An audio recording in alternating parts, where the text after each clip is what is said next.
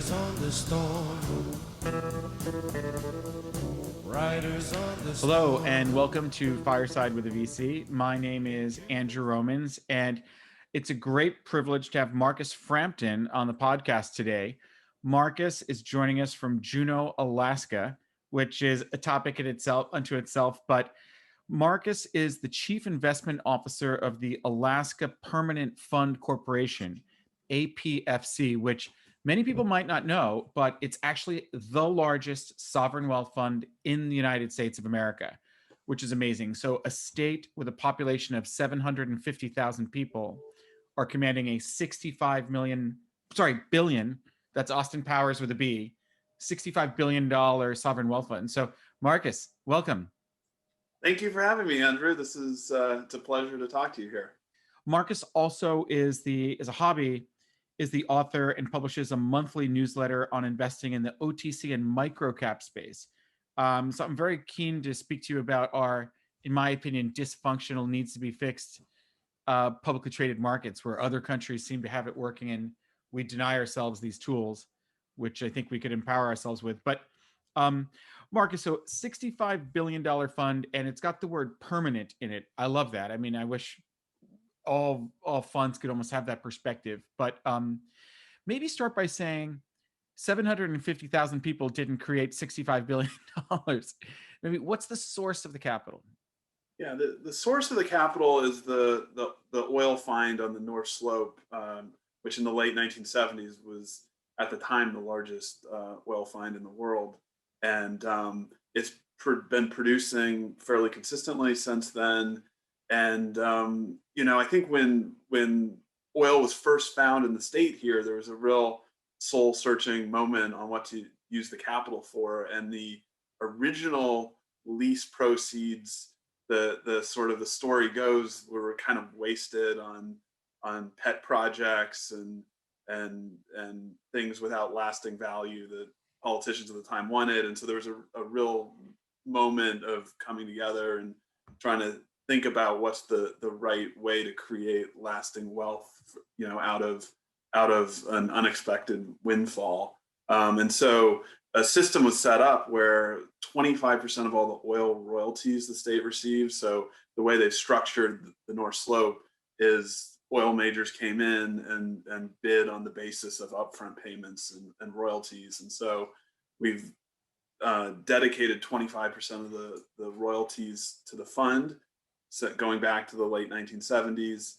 and that's built up, over the years. And I think it peaked in the billions of dollars of royalties were coming into the fund annually. Now it's something like $300 or $400 million a year we take into the fund. Really? So it's it's $300 or $400 million coming in a year, and at some point it was in billions. Why is this slowdown? Right. I mean, oil prices crashing is debilitating for some economies like Russia, but maybe not so much for you guys. What we've had a real tough fiscal environment the last several years in Alaska, given our reliance on oil. So if you rewind 5 or 6 years ago, or actually 2012, when I came up to Juneau, the state's oil royalties as a whole were over 10 billion a year, and we were funding the whole state out of oil royalties, and then the fund was getting a couple billion a year. The production on the North Slope is in decline. So in any given year, it might be 5%, 10% decline. It's a very mature field. And then oil prices layered on top have been an issue. And not to get too complicated, but 5 or 6 years ago, they actually restructured the royalties and taxation system, which was envisioned to increase exploration, but acted to kind of reduce some of the royalty income to the state. And so all those three things together have really limited royalty income. And so what's happened now is, if you look at the operating budget of the state, it's about 3/4 coming out of our fund and about 1/4 out of oil royalties, whereas 8 years ago, it was 100% oil royalties. Our role in the states changed dramatically in the last decade.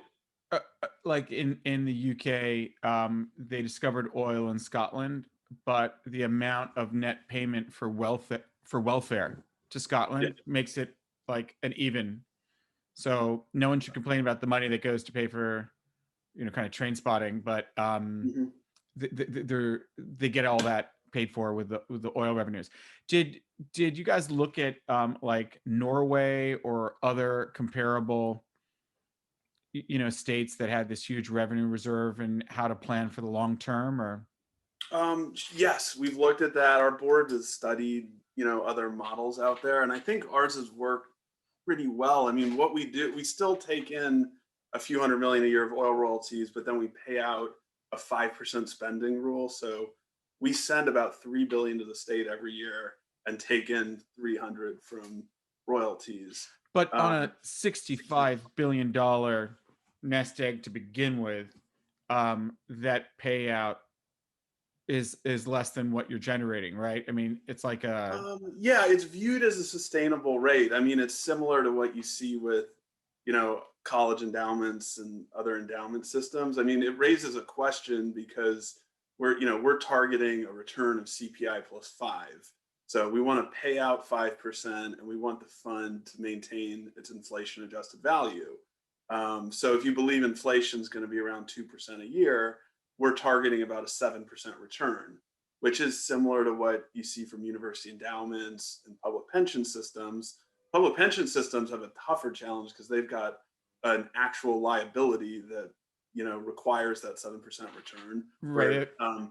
and I think you asked whether it's less than what we're actually earning. It has been in the last decade, but we've been in this great bull market, and I think in the industry people are generally questioning how you earn a 7% return out into the future with any consistency, given where bond yields are and where stock valuations are right now.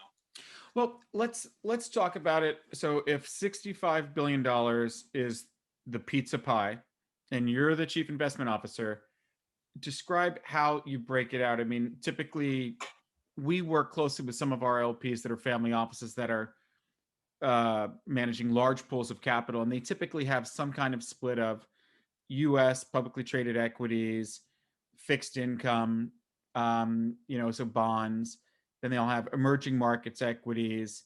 They'll have commercial real estate, residential real estate, private equity, hedge funds, and hopefully they're growing venture capital somewhere in that pizza pie with my area of interest. What does the pizza pie look like? And by the way, Marcus was running the real estate assets and absolute returns group for a number of years, which was 22% of the fund. Is that right?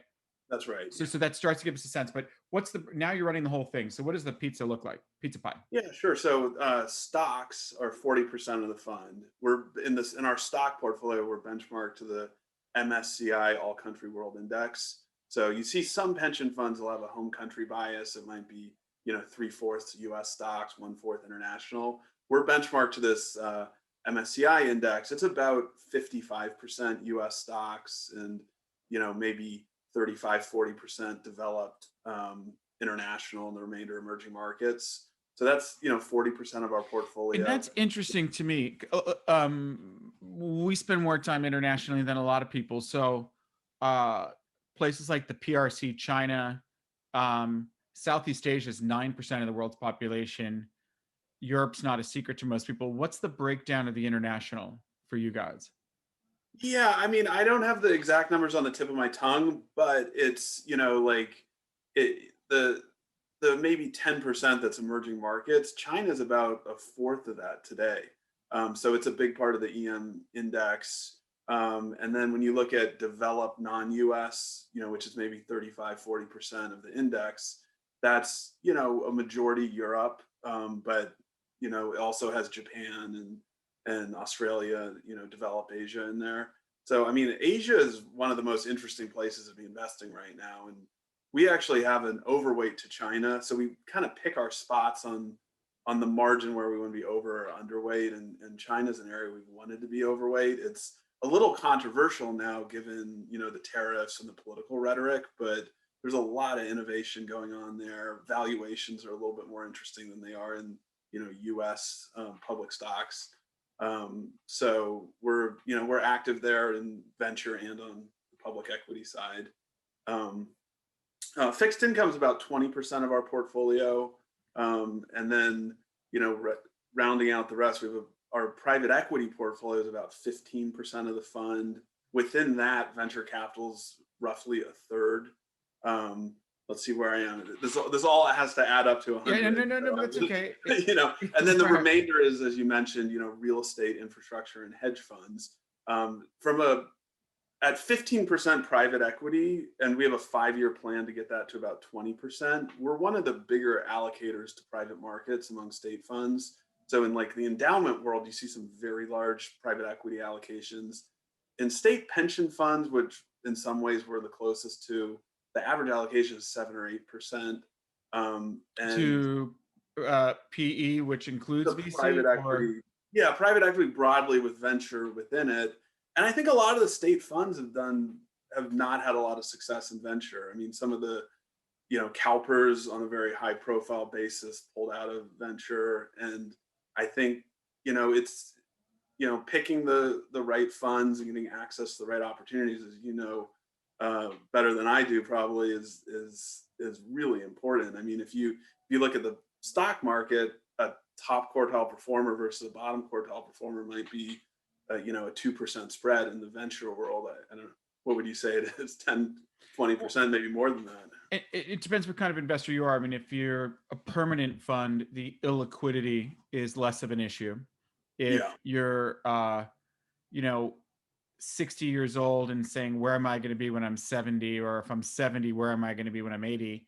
If you're thinking of your estate only, which is the case for many, the illiquidity is not an issue either. But if you're not getting an enormous premium for being in venture and your money's somewhat tied up, or you take a beating to sell early, that's something to consider. Right. And I was also just in talking about like other state funds that have maybe de-emphasized venture relative to maybe what we're doing or what the university endowments are doing. It's just, if you're managing a fund from Sacramento and you have a 3-month investment process to back a deal or back a manager, you start self-selecting yourself into not the top quartile opportunities, and that can lead to like wide discrepancies in performance. If you're not backing the right funds versus backing less quality situations. Right. So. Great. And let's talk about stock markets for a minute. In Canada, you have the TMX, the Toronto Exchange. You've got the ASX in Australia. You have AIM, Alternative Investment Market, in the UK. And they seem to go through periods where, like, the disco's open and people are raising capital and maybe there's no liquidity. If you get above a certain market cap, you start to see some liquidity. Tell us about your interest in OTC and these micro cap or small cap stocks, and what's your perspective there?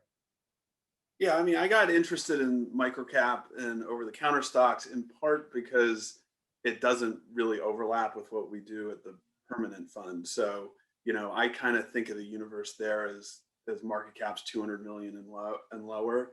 And it's a big market in the US if you get off the exchanges. So I think there's something like 4,000 exchange traded US stocks right now, down from maybe 7,000 a decade ago. You go into the over-the-counter market, and these are companies that, for any number of reasons, decided that they didn't want to, follow the listing criteria of the NASDAQ or the NYSE. Often it's a cost situation. Or over-the-counter, that market's 10,000 stocks. I mean, it's kind of a shockingly large number. And it's an inefficient market. And I think a lot of these companies, if they were in Australia or Toronto, would be on the ASX or the TSX because it's just less burdensome in those countries. And there's been I think it's a real issue in capital markets in the US that there's just been this dearth of microcap IPOs. Now there's been a wave of SPACs that are, smaller cap, which is a really interesting phenomenon. Yeah. And I think it really speaks to how burdensome it is to go public as a small company in the US, that the workaround's been, let's do a SPAC, have a big package of warrants, lots of fees, and in spite of that, it's better to merge into one of those than to, go through the S1 process and roadshow process in the US. I mean, I'm a fan of the SPACs. We've been talking about it a lot in the venture community, and we're seeing them happen. But it is a total workaround. It's clear. It's clear that this is a tromboning band-aid situation for what's really a bad system. I think that you had the run up of the late 1990s with the dot-com boom, and we basically rushed the public markets for venture financing, where e-toys, huge market cap before they figured out a business model, that kind of stuff. And then it crashed. It was punishing. And the regulators said, we need to protect grandmom from this. And then the rules they came up with, ironically, allowed grandmom to invest in Enron, who was Right. making financial contributions to both Republican, Democratic in every race. Like they bribed both sides legally on every side. Like that's okay. Which I lost 100% of my position in Enron with the way that ended. But they say it's not okay to do these other IPOs. So I think that the cost of an IPO complying with Sarbanes-Oxley post.com meltdown is like $6 million. And it can even annual good compliance can be $6 million. Yeah. And then we emerged with this secondary market of when I was listening to you talk about the 15% PE and a third of that is maybe VC, how much of that is like Palantir, Uber investment at a $50 billion valuation? Is that even venture capital at all? So there's a huge blurred lines with companies don't go public when they otherwise should have done. We're calling things venture capital that would have been Fidelity investing into the IPO or even after. In the mid 90s, if you had a $300 million market cap on the NASDAQ, that was considered your classmate who did well, Right. Thinking of my buddy at Varsity Books, 330 million. I was like, Ken Eisner made it. Now in San Francisco, you're not going to impress people in a bar if your venture valuation was below, 400 million. Yeah. So it's a strange And market. it's great for us because we can participate in companies of that size through our venture portfolio. And I mean, we do have, I think there are some interesting investment opportunities that have come up for that market. I mean, SoftBank really, I guess, turned the venture world upside down with some of the deals it was doing the last few years. But then, others, like Sequoia raised a large late stage fund, and I think there are a few others. So I think that capital out there has to some extent replaced companies that would have gone public. And That's right. it's fine for us, we're active in that market, so we're getting the exposure. But I think, going back to CalPERS that doesn't have a venture program or an individual investor, they're kind of missing that part of the market and getting into these stocks at very high valuations. Well, that's exactly right. I think that and so a question I have for you is, where do you see value creation in the market, and what is your strategy to position Alaska Permanent to be there? Like if it used to be that a company would go public on the NASDAQ in the venture world, do you remember the Four Horsemen? We used to have this period of like, Sure. Bill Hambrick was the only guy I really knew. I guess I met Thomas Weisel, but you had like Montgomery Securities, Alex Brown, who was the other, H&Q, Hambrick and Quist, and one other that, I guess Montgomery Securities, that would IPO the hell out of these companies. Bill Hambrick even had a VC fund, so he's investing as a VC and then listing the companies or dual tracking M&A. If you don't overpay to buy my company, I'll list it. So you had this option of IPOing, whereas now the option is M&A, and then we've seen the secondary crawl in. So one of my portfolio companies raised they did a 15 million primary round, but it was a 47 million financing led by Lightspeed. So it was mostly secondary, and so these founders get millions in their pocket, and I'm wondering, how motivated is she now to sell the company so I can pay my LPs back? And then if the company is getting a big bump before the IPO finally happens late in the game, are you getting a lift by investing at the initial public offering, or should you have been in earlier? And I think that's what you're saying, is that you're getting in earlier. That's been our strategy. I mean, in the tech stocks in the public markets have run so far. I mean, you look at Apple, that's now trading at 7 times revenue, whereas 6-7 years ago it was like a low teens PE multiple. And I think, so like in our public stock portfolio, we have as aggressive a tilt towards value stocks as we can kind of get away with within our risk parameters that we've been given by our board. So, it's more interesting to talk about Snowflake or other tech stocks than it is to talk about regional banks. But there are parts of the like value stocks have not participated in the last couple of years. So, regional banks trade at 0.7 times book and 3-4% dividend yield. So in the public markets, we've got a pretty aggressive tilt towards value. And then in the private markets, we've pursued a strategy of backing funds and then investing directly from Series A through IPO. And so we're getting exposure at almost every stage. And you mentioned like, the Fidelities and the T. Rowe Prices that are now getting involved in late stage venture, because that's where the disruption is happening, not once they're public. And we're trying to take that model almost like a step further. And we're getting involved in the A round, the B. We invest in every round, and then we invest in the IPO. And actually, it's an interesting stat. Every venture company that we've backed on a direct basis that's gone public, we've bought stock in the IPO. There hasn't been a single one that we didn't, do that. And I mean, it adds so much.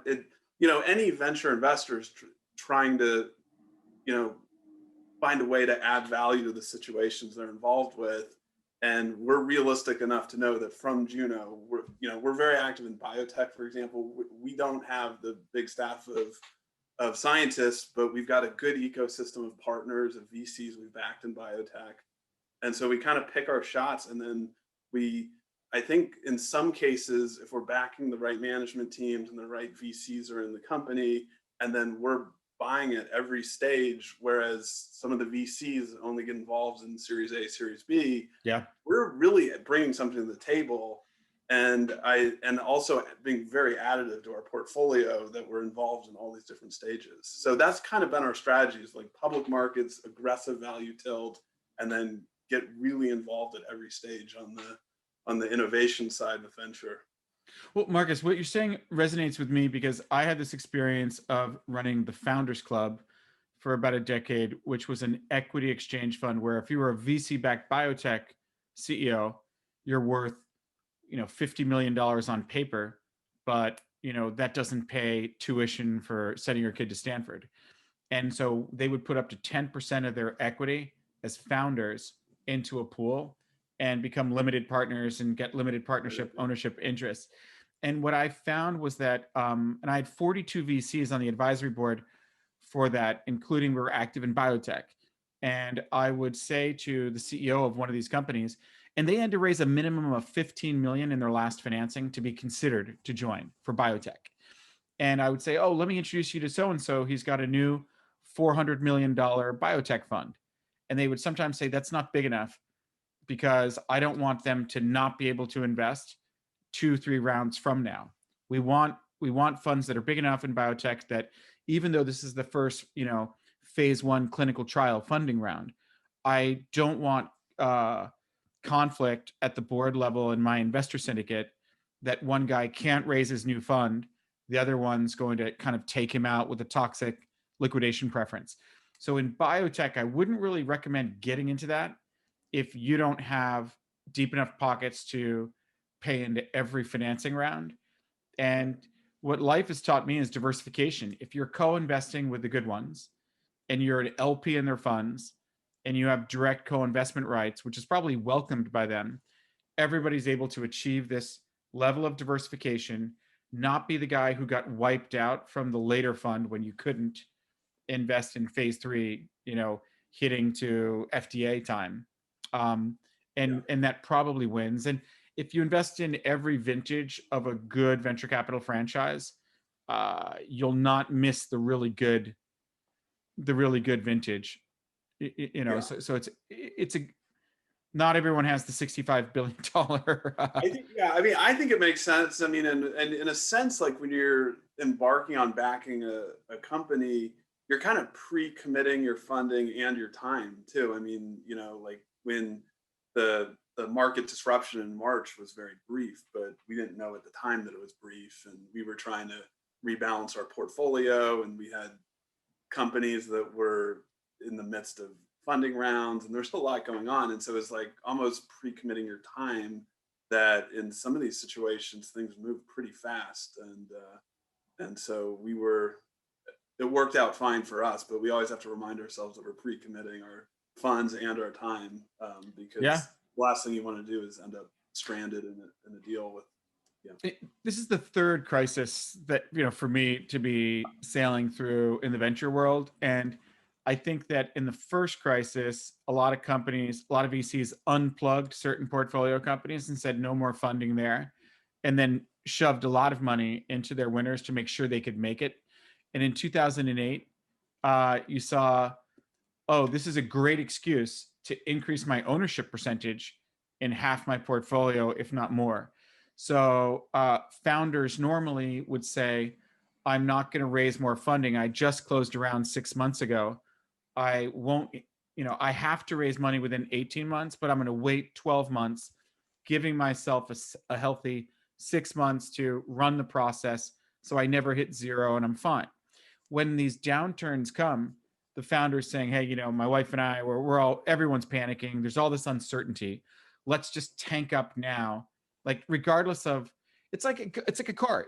If you fill up your gas tank when you fall below 1/4 because you don't want to run out of gas, these guys were at 75% full tank and filling it to a full gas tank. So there was all this fill it up with money for a minimum 24 months runway that I think made sense with the uncertainty. But it also, when these downturns come, VCs with dry powder take advantage almost to push a lot of money, saying we're doing good, let's not be greedy, let's play it safe, and get through that.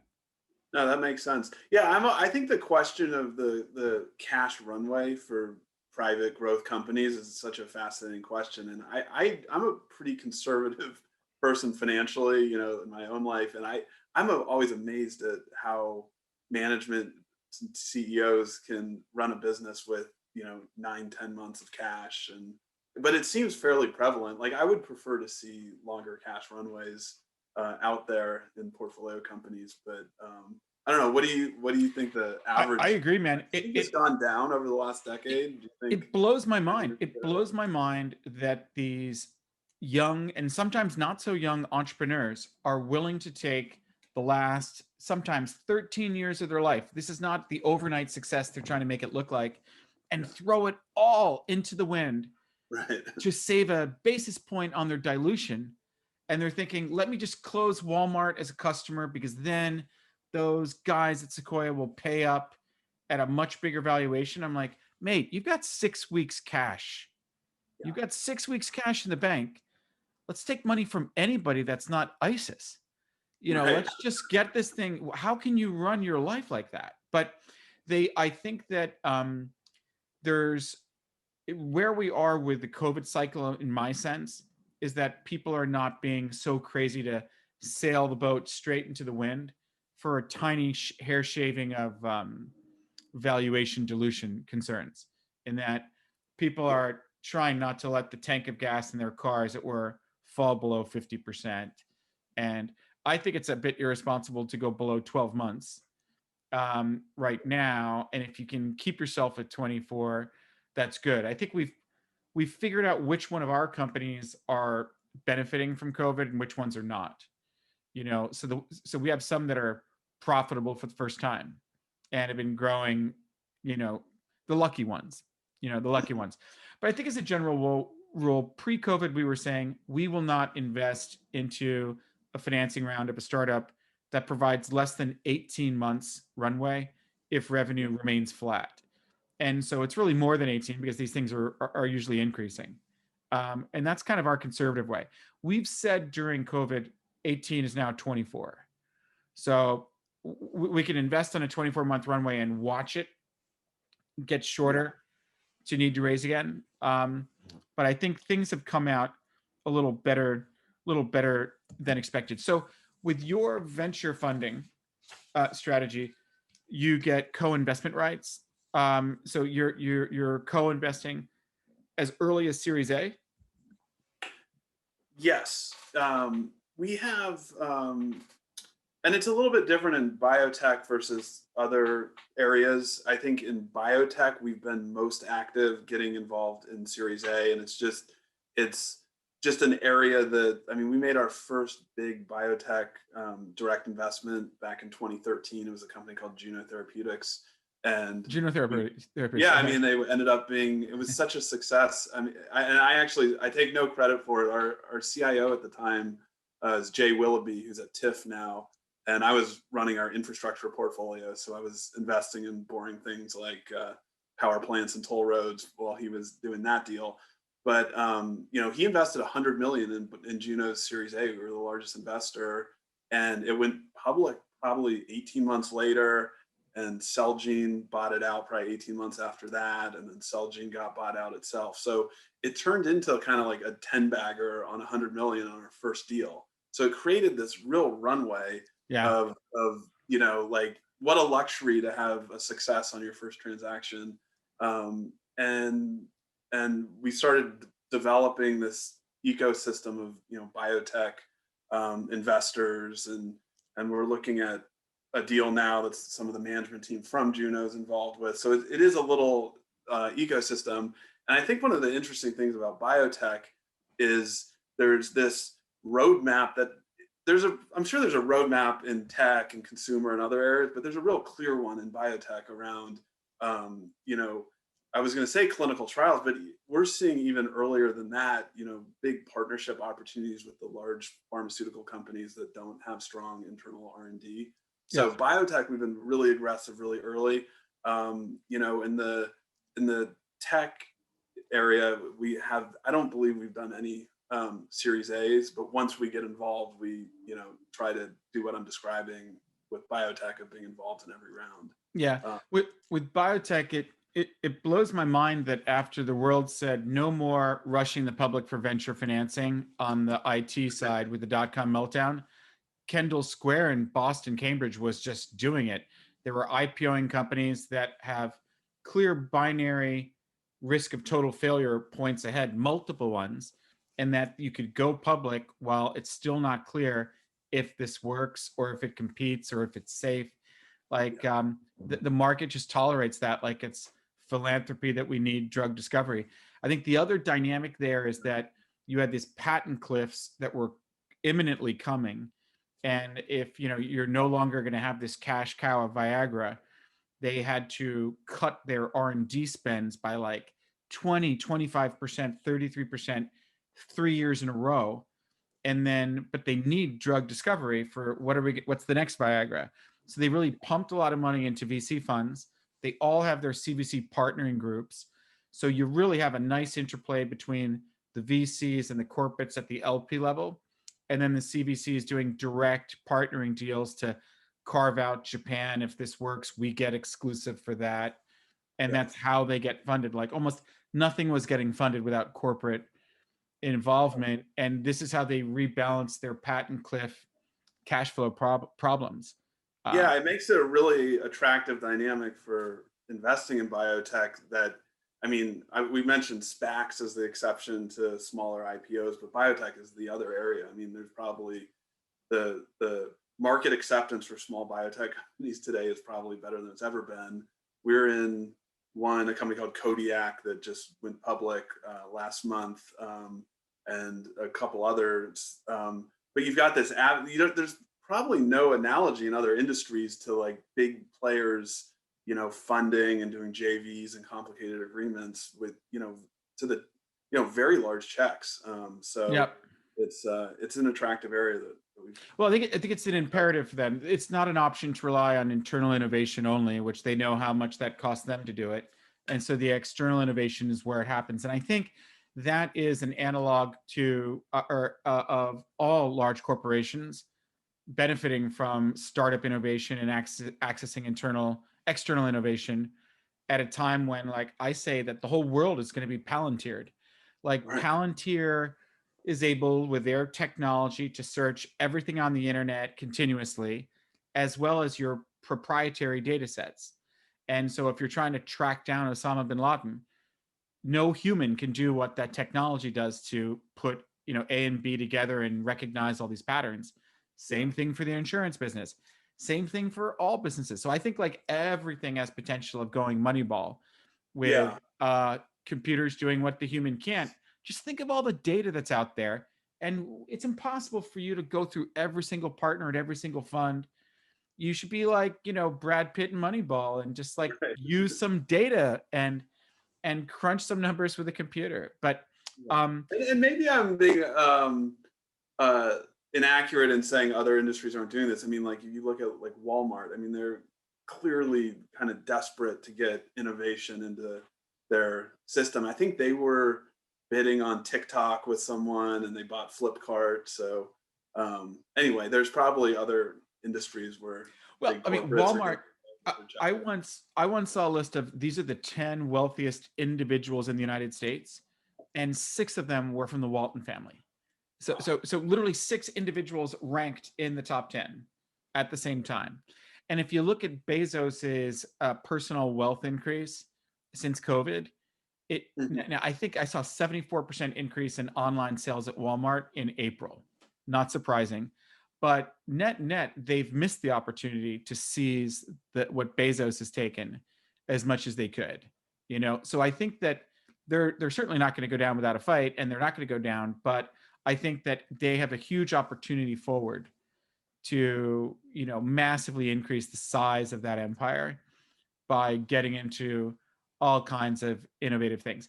But I want to talk about, so if you're managing such a large pool of money, and a VC fund manager comes to you and says, "Would you like to invest in our VC fund?" A lot of large allocators don't want to be more than 10 or 20% of the fund. And if the fund size is 250 million, and 10% of that is 25 million, and your minimum check is 150 million, does that box you out of the venture capital asset class? Or do you just hire some people and kind of say, you're in charge of deploying this much capital? Don't just get into the bigger fund with a lower performance. But how does anyone get through that catch-22, or does it just box you out of? Yeah, I think venture? that one of the things that we decided early on that was really important was to not invest on the basis of like rigid rules, which is the general approach in the kind of government fund world. We have policies, and we spent a long time kind of like negotiating our investment policy with internal counsel and other people, and we do have to follow a number of prudent diversification and things like that, but we don't need to limit ourselves on like the percent of a fund we're in.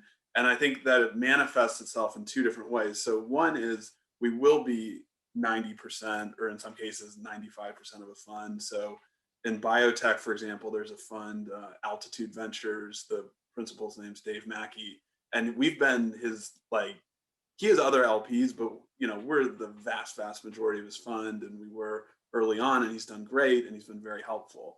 So he's been a big part of our success. So we whereas a lot of state funds would not be comfortable with that, we've gotten comfortable. And in the context of our whole portfolio, it's a very minor exposure, and we have significant key man risk, but we also have key man risk on a lot of our multi-billion-dollar hedge funds, where Sure. there's one principal who's I don't think there's been a single hedge fund, this is an aside, that's had a successful leadership transition. Like Bridgewater's been trying to do it for the last 10 years, like kind of with mixed success. But there's no like Soros capital, which is like no one has really done that. And so when you're that big a part of a fund, there's often like a smaller fund and key man risk. The other thing we've done is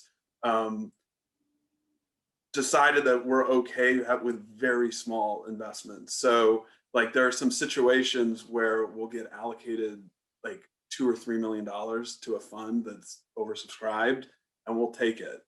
Whereas I think a lot of our peers set minimums and some of them are fairly large minimums, like, like they won't write a check of less than $80 million. Right. Well, That's what I've run into myself. yeah, I mean, there aren't too many, like ultra top tier venture funds where you can just walk in the front door and get an $80 million allocation in this environment. So we've got some really small investments. We've got some investments where we're like the vast majority of the fund, and then we've got situations where that are more normal, where we're 5% of a fund and have a $30 million investment. I would think that on some levels, if someone said to me, Andrew, invest $250 and join my board of directors and take my Sunday morning calls and emergency night calls, no matter how well I do on $250, it's not going to move the needle for me. And when you enter into a $65 billion fund that's growing, there's a similar concern. However, if you develop a team that is co-investing, that really reads the LP reports, that has lunch with the GPs every 3 or 6 months, or catches up on a Zoom, and you know what's happening at the portfolio layer, and you start co-investing small checks that are meaningless to the big pool, but the knowledge you would get, the knowledge you would develop over 10 years of saying, we made 20 fund to fund investments, we make an average of 10 to 15 direct co-investments per fund, or if we get into a deal, we try to stay with it unless it's really giving us reason not to. The knowledge you would have internally and the understanding at a fund to fund level on the difference of the different partners, managers, their own succession issues, you just be unraveling an onion and learning a lot, that I think, although a $250 investment doesn't move the dial for me, and so you doing your pro rata of 3 million or whatever is not moving the needle, the $3 million investment could have unlocked a level of knowledge that is material to your venture capital practice, I would think. Absolutely. Yeah, I mean, and I think that's totally on point and the reason we do it. And then additionally, it's just like creating, like, I always want to create the culture on our investment team of getting involved in the best situations. And we'd like to get a bigger allocation than a couple $1 million, and maybe we will in the next fund. But yeah, I mean, it's the minute you start introducing these limits and constraints, and there still is a limit for us. Like, we can't make like an $800,000 commitment, but it's just like the culture of like seeking out the best situations regardless of size is kind of one that I want to nurture. When you manage a large pool of capital that's divided up like the pizza pie we were talking about, and there's shifts in the market, do you all of a sudden have an over allocation to something? So for example, if you said you want to be 15% PE, which includes venture, and then all of a sudden the stock market takes a 2008 insanity correction. Yeah. And does that mean all of a sudden your exposure to venture was a third of what went from 15% to, I don't know, a much bigger percentage? Does that stop you from re-upping in the next round and losing a seat on the boat? Are there dynamics that beyond your control that mess it up? Yeah. So one of the cool things about managing money against like explicit targets is that you're on the liquid side, you're always rebalancing. So like if you go back to March, things looked pretty dire and I was pretty pessimistic, and the market was down over 30% at the peak. We were just selling bonds, buying stocks, because like our Really? R is our target allocation. So like I was pretty pessimistic, but our benchmark says. Oh, so you were buying. So okay. So although you were pessimistic, you were motivated to buy just to balance what percentage was supposed to be in that. Right. I mean, we're measured against our benchmark that's 40% stock. So from a risk or tracking error standpoint, with the stock market down, we were maybe 5% underweight stocks. So we went and bought 5% of the fund in stocks. You can't do that on privates, which is what you're alluding to. And so in real extreme market environments, it like managing your target allocation starts getting difficult. And so like in March, I had the spreadsheet where I was saying, okay, well, if the market's down 30, I'm just going to assume that our private equity and venture portfolio are also down 30.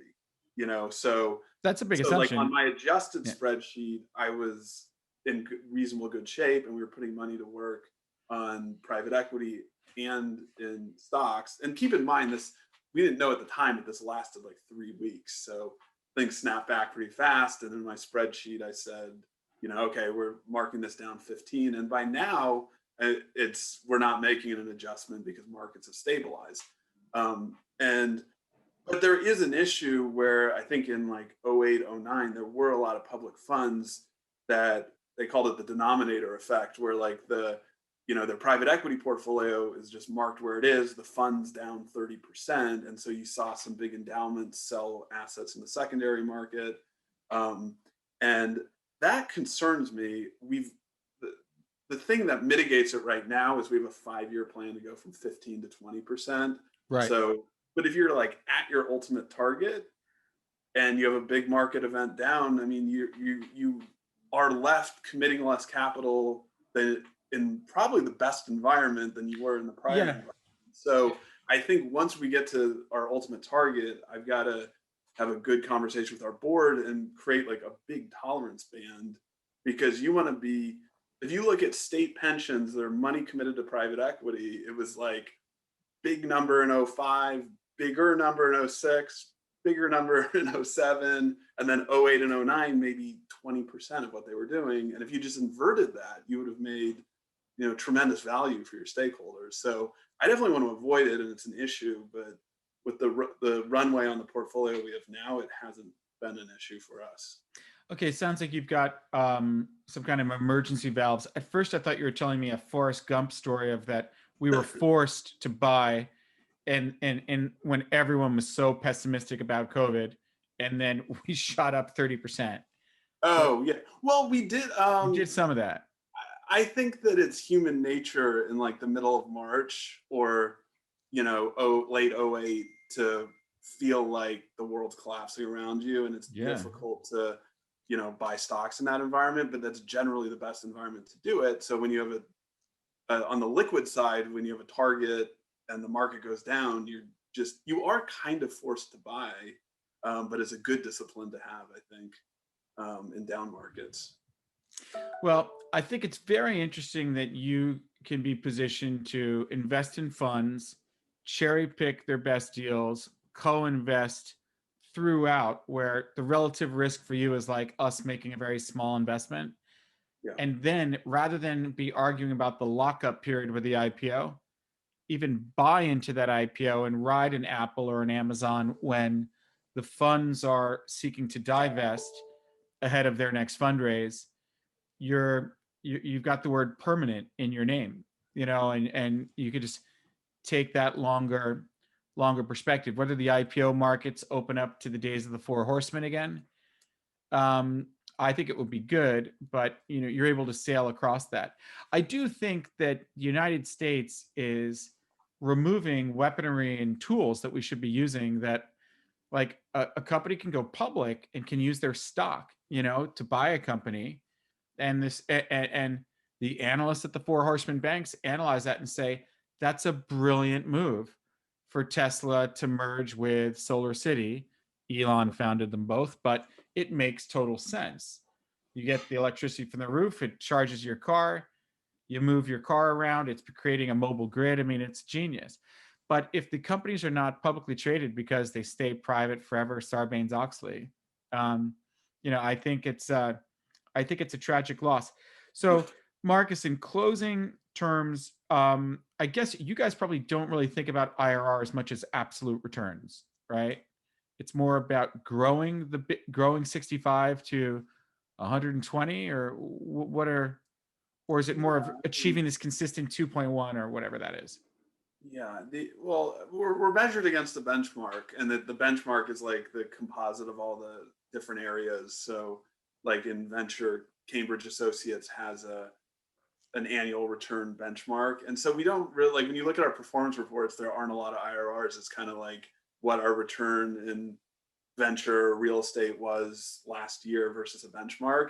And it works for us because we always have billions of dollars invested in these areas. Whereas like an IRR, if you're looking at a transaction or a fund, is the much better way to look at it, because if you have, you know, a very small investment in some periods and and a larger one later, you should weight it differently. But we, at the total fund level, we always have pretty large amounts of money in the different areas, so it's okay to look at time weighted returns.